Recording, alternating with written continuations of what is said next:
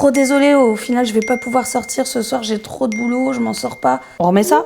Vous connaissez le JOMO ? Ce bonheur intense de recevoir un texto qui annule une soirée ou un verre avec un copain. Et cette joie de vous dire que vous savez pas ce que vous allez faire de vos prochaines heures, alors qu'en réalité vous savez ce que vous allez faire. Vous allez vous allonger quelque part, peut-être vous endormir. Bonne nuit. Cette joie, elle a un nom relativement nouveau, ça s'appelle le JOMO.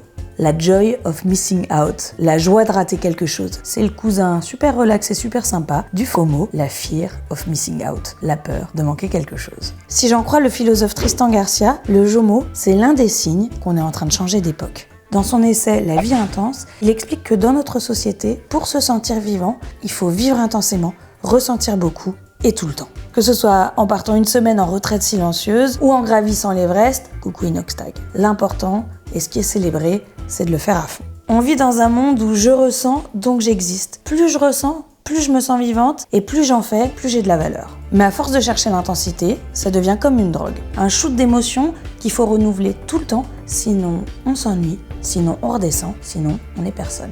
Et ça, selon Tristan Garcia, ça mène tout simplement à un épuisement généralisé, d'où par exemple le JOMO et cette fatigue qu'on est très nombreux à ressentir. En 2023, 66% des Français se déclaraient fatigués et ça monte à 78% chez les moins de 35 ans. Alors qu'on a des machines à laver, des matelas à mémoire de forme, parfois, et soi-disant les 35 heures. Parmi les signes qui montrent qu'on arrive à la fin de cette logique d'intensité, il y a aussi la montée des masculinistes et le succès des tradwives. Vous voyez pas le rapport ? C'est normal. Pour le comprendre, allez écouter Pourquoi est-on si fatigué du podcast Émotion.